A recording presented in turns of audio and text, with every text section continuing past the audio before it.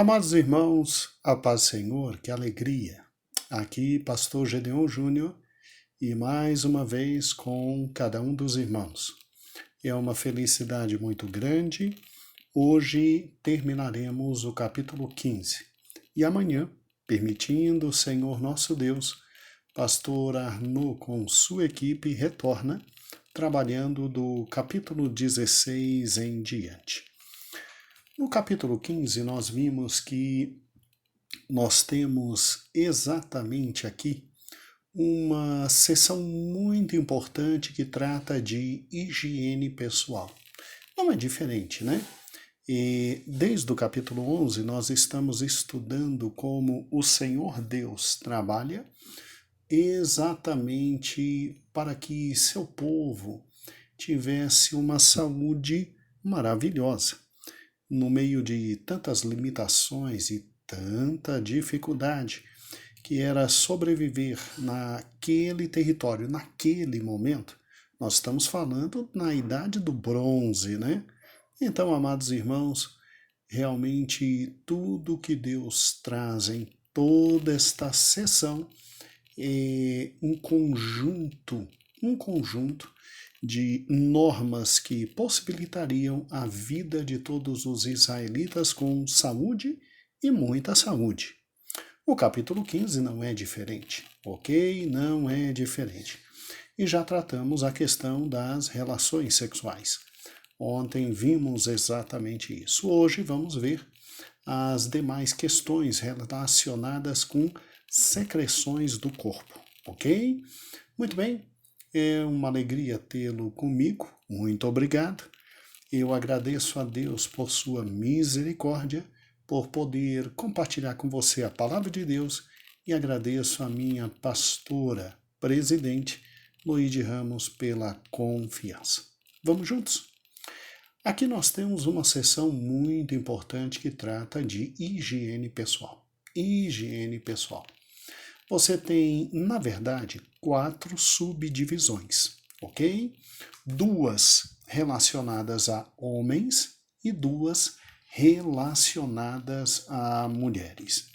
E o que é interessante é que quando você analisa a estrutura literária desse capítulo, é muito interessante como Deus cuida de forma maravilhosa dos dois sexos. Porque Deus ama tanto a homens quanto as mulheres. Deus quer a saúde de todos. E aqui ele trabalha exatamente com o que a Bíblia chama de corrimentos, né? Corrimentos. O que nós hoje poderíamos chamar de secreções, ok? E aí se divide numa estrutura simples de análises: corrimentos ou secreções crônicas e corrimentos ou secreções intermitentes, relacionados a cada um dos sexos. Então, você tem 4 seções específicas. Por isso, se você inclusive quiser ver direitinho, você tem, em primeiro lugar, Deus tratando dos corrimentos ou secreções masculinas, ok? Do versículo 2 até o versículo 12, tá? E do versículo 16 até o 18, sim, também trata-se de corrimentos masculinos, tá? As mulheres começa do versículo 19 e vai até o 24, tratando realmente dos corrimentos intermitentes, né? E normalmente associados com a menstruação, e depois corrimentos crônicos do versículo 19 a 24, tá bom? 25 a 27, perdão. Então, dividida assim, fica mais fácil, não é? Fica mais fácil, fica mais simples, mais didático. Vamos então trabalhar, ok? Em primeiro lugar, vamos conversar com você, meu amado irmão. Corrimentos masculinos. Aqui, muitos dos intérpretes, e eu tive a oportunidade de ler vários, a maioria trabalha com a questão sexual, né, com a questão sexual, e aí, em razão de tudo que estudamos ontem, a questão da cópula, né, a questão do relacionamento sexual ser uma tônica muito importante, como nós vimos ontem, aí, obviamente, muitos dos autores dizem que os corrimentos masculinos que estão aqui, do versículo 1 até o versículo 12, seriam corrimentos de índole sexual, né? De índole sexual, glândulas, né? Mas eu pessoalmente prefiro me filiar a uma corrente de interpretação menor. Vejamos por quê. E aqui eu prefiro colocar todo e qualquer corrimento masculino. Então, por exemplo, se alguns dos israelitas estivessem com sinusite, ou rinite, ou uma gripe muito forte, o fato de estar escorrendo direto, aquele catarro, você conhece, né? Vamos para o nome vulgar e popular mesmo, né? Catarro, né? Aquela coisa maravilhosa, ou verde, ou amarela, direto. Eu creio que isso estaria aqui absolutamente albergado pelo texto, porque o texto fala assim, acompanhem comigo. Capítulo 15. Falou mais o Senhor a Moisés e a Arão, dizendo: Falai aos filhos de Israel e dizei: qualquer homem que tiver fluxo de sua carne será imundo por causa do seu fluxo. E, obviamente, que isso aqui não é somente fluxos de índole de doenças ligadas à parte sexual, como uma gonorreia. Tá? Eu creio perfeitamente que, por uma questão de precaução social, poderia ser qualquer escorrimento e, obviamente, qualquer fluxo, ou seja, qualquer secreção do corpo, tal como o que acabei de falar, secreções normais de uma gripe, de uma rinite, de uma sinusite ou várias outras. É bem genérico o texto. E aí vem, esta, pois, será sua imundícia por causa do seu fluxo. Se sua carne vaza o seu fluxo, e se sua carne estanca o seu fluxo, é esta imundícia.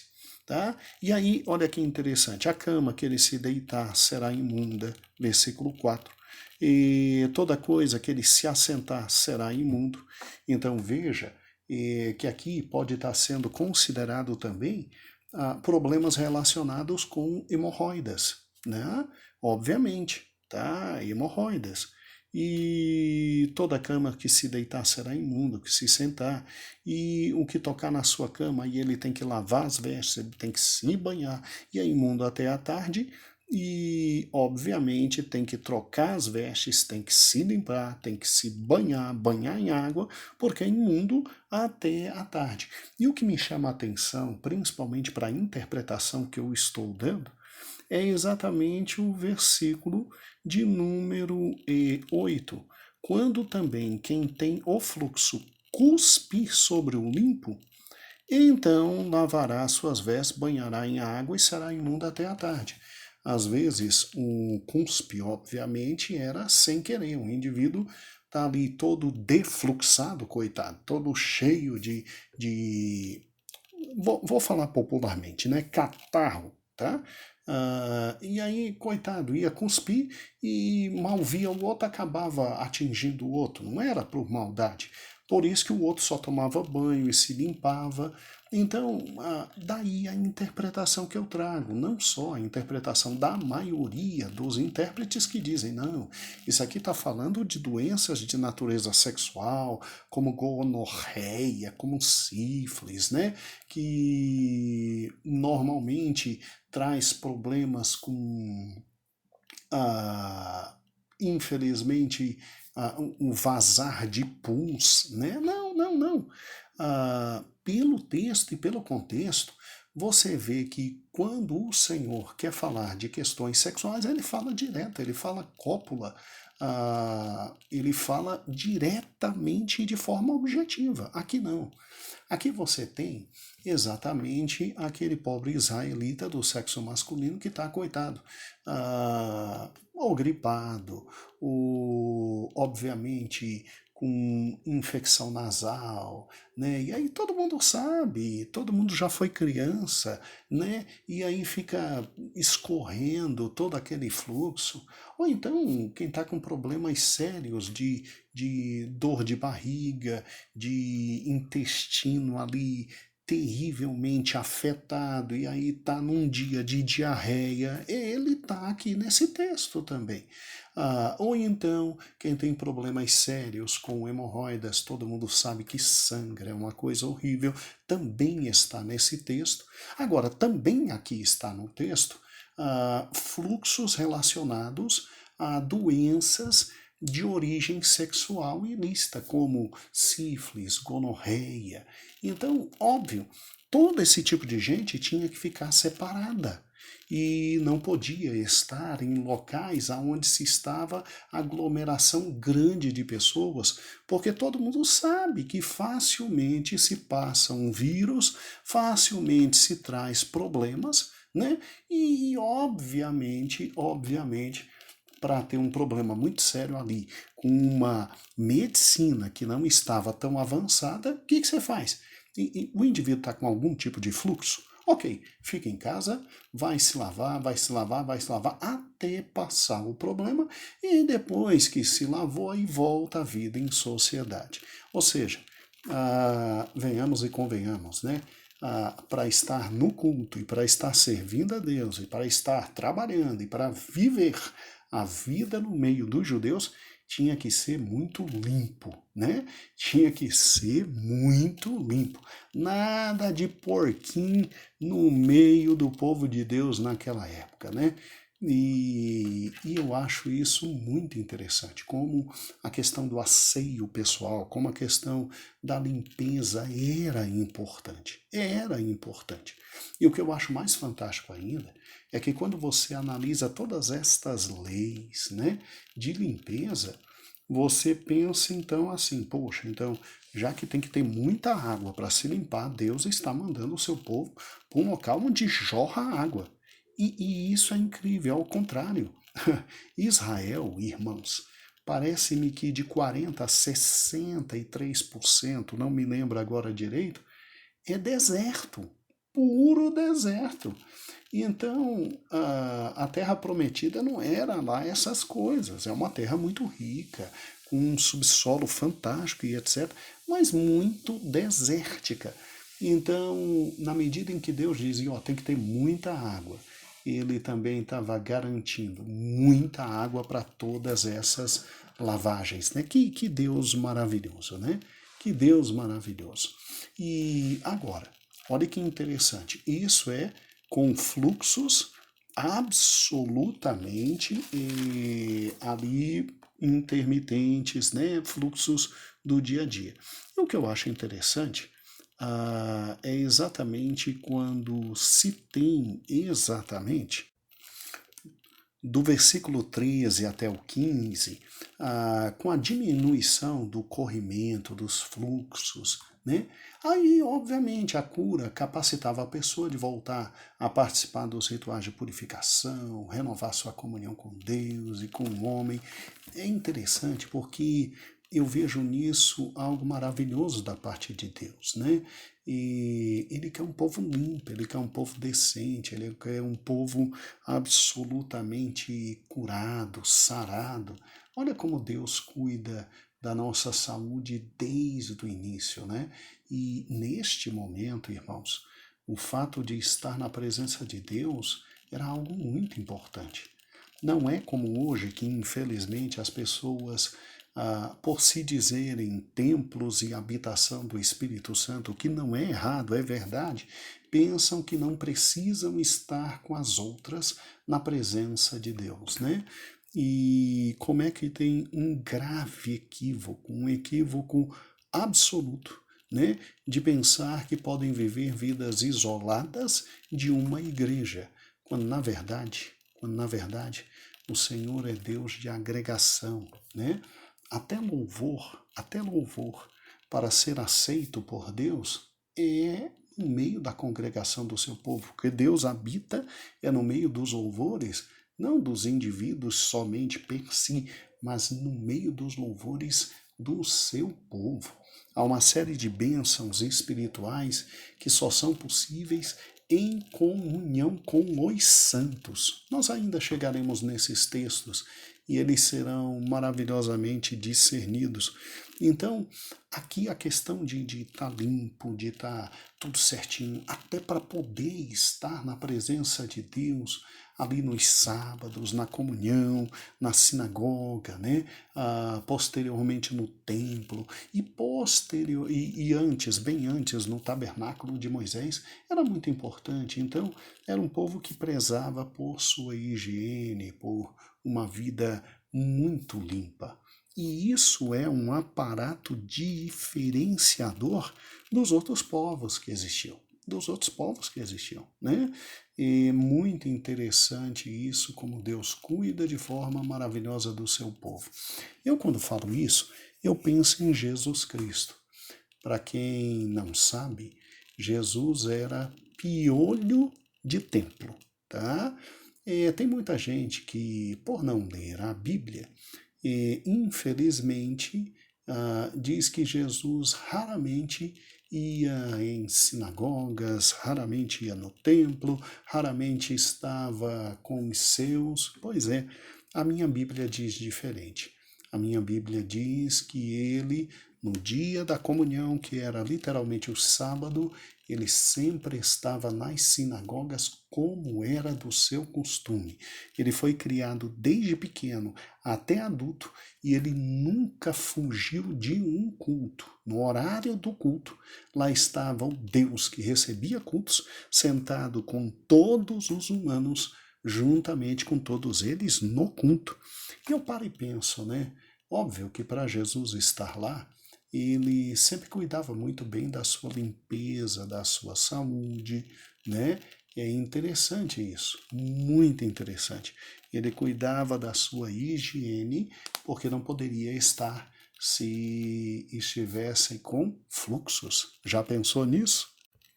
Já pensou que você serve um Deus limpo? Limpo.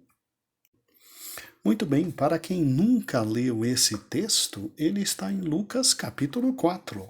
Lucas 4, versículo exatamente 16, que diz assim: Chegando a Nazaré, onde fora criado, entrou num dia de sábado, segundo o seu costume, na sinagoga, e levantou-se para ler. Tá? É interessante você ver Jesus em sinagogas atrás de sinagogas, sempre ensinando, e levantou-se para ler, tá? Como era do seu costume. Jesus não era daqueles que aparecia um dia sim, 1000 não, porque ele sabia que o povo de Deus foi feito para ter comunhão com o Senhor Deus. E que bom saber que meu Cristo, para poder estar na congregação, ele tinha que ser alguém limpo, absolutamente limpo. Há um texto que um dia os fariseus disseram: mas seus discípulos simplesmente não lavam as mãos para comer? Óbvio que os discípulos lavavam, mas não lavavam tantas vezes quanto os fariseus queriam que eles lavassem. E daí Jesus os repreendeu, né? Os repreendeu. Mas não pense que um texto como esse declararia que Jesus era imundo, não, de maneira alguma. O sujo, o imundo, o gripado, o pobre coitado defluxado dificilmente estaria numa sinagoga. Ele não era recebido de maneira alguma. Tá? Então, veja que um capítulo como esse, Levítico capítulo 15, nos traz exatamente questão de higiene. Agora, quanto aos homens, você também tem a questão dos corrimentos masculinos temporários, né? Masculinos temporários. Versículo 16 até 18 fala exatamente sobre isso. E aí, o que seria que aqui está do 16 ao 18, não é? Do 16 ao 18 está dizendo exatamente assim. Também o homem, quando sair dele semente da cópula, toda a sua carne banhará com água e será imunda até a tarde. E também a veste toda de pele que houver semente da cópula se lavarão. É aquilo que nós já explicamos, é a questão do relacionamento sexual, tá bom? É interessante notar que lá em Deuteronômio, nós ainda vamos estudar esse livro maravilhoso, capítulo 23, versículo 10, fala inclusive da emissão de sêmen masculino durante as noites, de forma absolutamente espontânea. É o que hoje em medicina se chama poluição noturna, ou seja, o indivíduo dorme e à noite tem sonhos, e em razão desses sonhos amanhece todo encharcado de espermatozoide, tá bom? Eu espero que ninguém se escandalize, isso é normal, tá? Um jovem cristão passa por isso de uma forma muito tranquila, que o jovem cristão não está simplesmente pegando, como dizem por aí, todo mundo na rua, tá? Ele não está em bordéis, ele não está em prostíbulos se prostituindo. E é óbvio que a produção de espermatozoides tem que sair. E aí, numa noite, num sonho, obviamente tudo isso acontece. E veja que em Deuteronômio 23 e 10, era simples, era só acordar, tomar banho, lavar a roupa, que você estaria limpo, tá? É tranquilo, extremamente tranquilo, tá bom? Agora, olha que interessante. Quando você tem já do versículo 19 ao 24, aí já se fala da mulher, né? E aí a primeira parte trabalha, obviamente, com o corrimento intermitente de uma mulher, tá? E, obviamente, se está falando aí principalmente do aspecto da menstruação, tá? Olha o que diz o versículo 19: mas a mulher, quando tiver fluxo, o seu fluxo de sangue estiver na sua carne, veja bem, fluxo de sangue na sua carne. Então, está falando da menstruação. E aqui eu não preciso dar maiores explicações, porque lá nos comentários ao capítulo 11, todas as explicações estão lá. É só você voltar um pouquinho e estará lá os comentários. E é óbvio que é como nós já falamos. Aqui Deus estava preservando a mulher. Preservando a mulher, né? E é óbvio que as condições higiênicas aqui, elas se destacam como preservação da mulher, tá certo? Ela merece sim ser honrada, e é óbvio que aquele momento em que ela vivia, exatamente no momento da menstruação, era um momento muito difícil, e Deus estava simplesmente preservando a menina. Preservando a menina. Então, se você parar e pensar, ao colocar a mulher num estado que equivale ao isolamento, a legislação estava possibilitando às mulheres algum alívio dos seus deveres normais, dava oportunidade para a pobre renovar suas energias, e a vida da mulher no Oriente nesse momento, na Idade do Bronze, meu amigo, era muito árdua, muito árdua. E aí é óbvio que isso daria a elas a possibilidade de descansarem e se recuperarem durante toda o período da menstruação, né? É um período difícil para as mulheres, muitas experimentam cãibras abdominais dolorosas, uma sangria profunda e profusa, enxaqueca, fora aquelas que têm dor em toda a lombar inferior. E óbvio, quer que ela fique sorrindo? Não, a pobre coitada vai estar irritada, absolutamente irritada. São poucas aquelas que passam por um período desse sem sentir tudo isso. Então deixa a pobre em paz. Não vou tecer comentários aqui, em razão do fato de que já vimos de forma muito tranquila todos esses fatos que aqui estão. E assim é óbvio, Deus estava protegendo de forma maravilhosa, maravilhosa, tanto homem quanto mulher, e aqui não tem para onde. As considerações higiênicas, elas se destacam. E de forma maravilhosa, Deus trata com cada sexo, dando a oportunidade de simplesmente se limparem, de estarem bem, de estarem absolutamente sadios, e assim o Senhor protege todo o seu povo, todo o seu povo. Então, se você parar e pensar, aqui você tem um texto absolutamente valioso e que tinha a aplicação muito forte em Israel, muito forte em Israel. Aqui você visa literalmente abençoar um homem e uma mulher, né? Trazendo a eles exatamente a possibilidade de viver em uma sociedade que preza exatamente pela saúde. E que Deus maravilhoso é esse. Muito bem, eu encerro aqui o nosso encontro, deixando um grande beijo para cada um dos irmãos e que Deus vos abençoe grandemente.